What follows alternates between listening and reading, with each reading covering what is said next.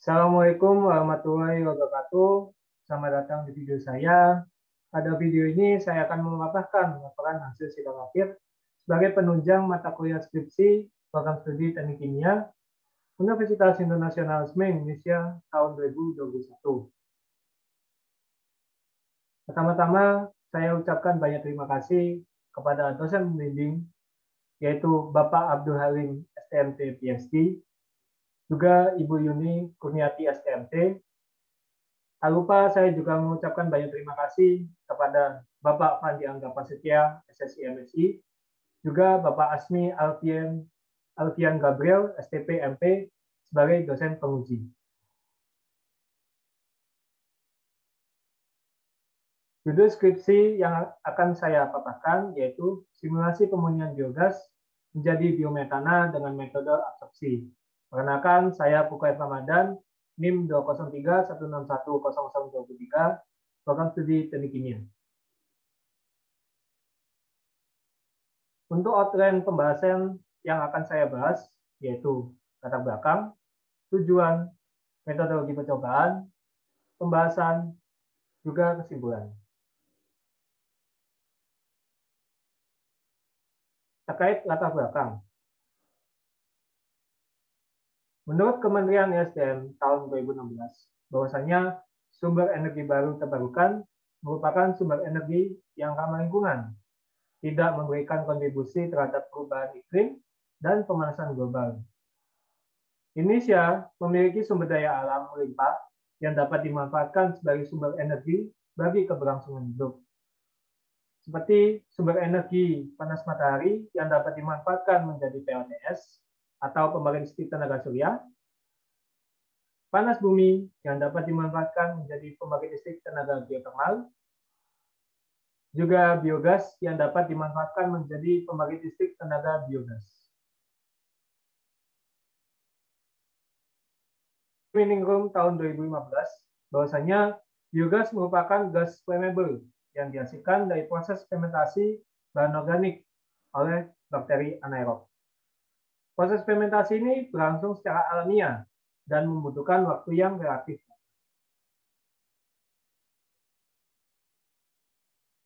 Manfaat dari biogas ada beberapa macam, seperti dapat dimanfaatkan menjadi pupuk serat biogas, yaitu dari digester biogas dapat berupa bentuk padat ataupun cair, pengganti LPG dalam memasak, juga sebagai inovasi pengganti bahan bakar minyak. Karena kita tahu penggunaan bahan bakar minyak dari tahun ke tahun akan semakin banyak dan juga dibutuhkan inovasi energi terbarukan dalam menggantikan bahan bakar minyak tersebut. Menurut Tipaya Wong tahun 2019, bahwasanya biogas memiliki konsentrasi CO2 yang cukup tinggi, di mana konsentrasi CO2 tersebut dapat mempengaruhi terhadap penurunan nilai laut pH 4. Maka dari itu dipilih metode absorpsi untuk menurunkan konsentrasi dari CO2. Metode absorpsi ini menggunakan pelarut DA.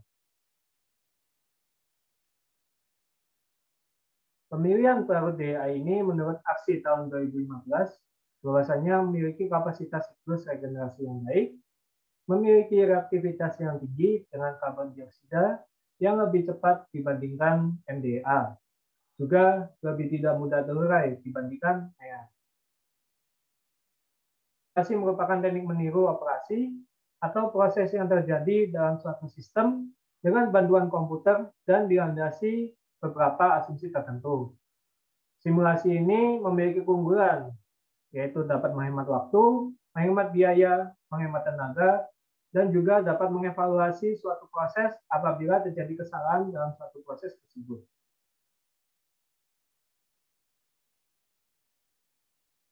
Kemudian untuk tujuan,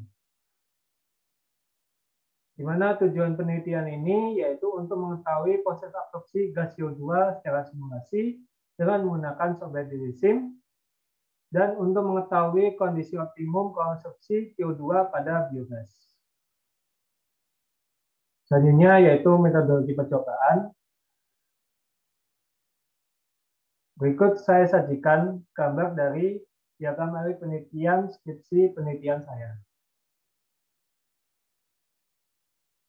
bahan yang digunakan pada penelitian ini yaitu biogas dan juga dietanolamin. Kemudian untuk alat yang digunakan sesuai dengan gambar yang saya sajikan adalah flowchart dari simulasi menggunakan software DWSIM versi 64. Untuk property package yang digunakan pada penelitian ini menggunakan Penn-Robinson, di mana property package ini dapat memecahkan 1 hingga 3 fase sistem dengan tingkat efisiensi yang tinggi, juga dengan temperaturnya lebih dari minus 271 derajat Celcius, tekanan kurang dari 100.000 kPa, juga direkomendasikan untuk industri oil, gas, atau petrochemical aplikasi. Selanjutnya yaitu variabel. Variabel yang saya gunakan pada penelitian ini ada 2 macam, yaitu variabel bebas dan juga variabel tetap. Di mana variabel bebas yang digunakan yaitu temperatur feed, tekanan feed, konsentrasi pelarut, dan juga tekanan kolom absorpsi. Untuk variabel tetap menggunakan mass flow biogas dan juga mass flow absorbent. Kemudian yaitu pembahasan, di mana pembahasan pada penelitian ini untuk hasil simulasi menggunakan software DWSIM ini menggunakan property package Penn-Robinson karena dapat memecahkan 1 hingga 3 fase sistem dengan efisiensi yang tinggi. Setelah property package dimasukkan, dilanjutkan dengan menginputkan data komposisi biogas, variabel bebas, dan variabel tetap. Hasil keluaran dari simulasi ini berupa biometana yang akan keluar pada delta gas dan pelarut DA yang telah digunakan akan keluar ke rich amin. Berikut saya paparkan grafik hubungan suhu dengan konsentrasi metana. Didapatkan semakin meningkatnya suhu feed biogas dan pelarut dapat meningkatkan konsentrasi dari C4. Semakin meningkatnya suhu feed tersebut dapat meningkatkan energi kinetik tiap molekul pada biogas dan juga pelarut DA, di mana molekul ini akan saling bereaksi akibat kenaikan suhu tersebut. Dari simulasi ini didapatkan komposisi pada keluaran absorpsi dengan komposisi C4 yang tinggi dan CO2 yang rendah. Selanjutnya yaitu saya paparkan hubungan tekanan feed dengan konsentrasi metana, di mana semakin meningkatnya tekanan feed, baik itu biogas dan pelarut, dapat meningkatkan konsentrasi dari metana. Proses absorpsi diperlukan tekanan yang tinggi untuk membantu penyerapan CO2. Pengaruh tekanan feed tersebut dalam absorpsi CO2 dengan tekanan tinggi ini akan memaksa molekul biogas masuk ke dalam pori-pori molekul pelarut. Dari grafik tersebut didapatkan komposisi pada keluaran kolom absorpsi dengan komposisi C4 yang tinggi dan CO2 yang rendah.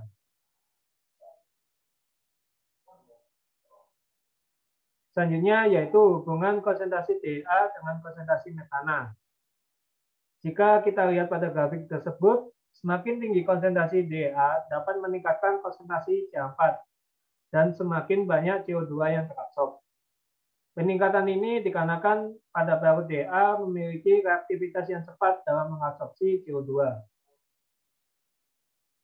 Berikut adalah hubungan tekanan kondisi konsumsi dengan konsentrasi metana yang sudah disajikan pada grafik tersebut, di mana semakin meningkatnya tekanan konsumsi dapat meningkatkan konsentrasi dari C4 dengan kandungan CO2 yang rendah.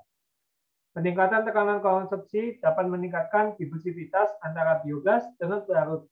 Seperti halnya kalau misalnya kita gambarkan seperti gas yang dipaksa masuk ke dalam pelarut. Ini yaitu validasi data, di mana pada saat ini sudah saya sajikan flowchart penelitian menggunakan software HYSYS. Pemilihan software HYSYS ini dari segi tingkat keaplikatan sudah banyak digunakan pada industri, juga sudah terlisensi.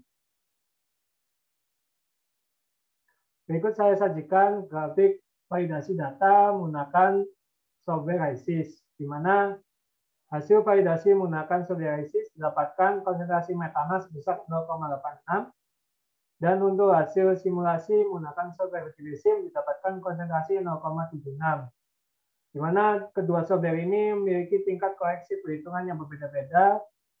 Namun, presentasi output kedua software tersebut lebih dari 75%, maka dapat menjawab data simulasi secara tepat.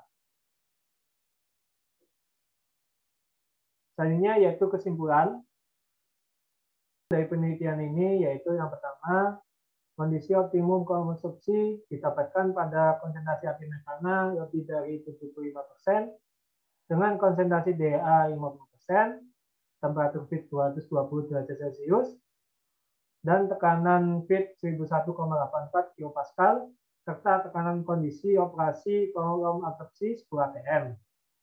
Hasil simulasi dengan menggunakan kedua software tersebut terdapat perbedaan, yaitu dikarenakan bahwa tingkat koreksi perhitungan pada setiap software tentu memiliki perbedaan.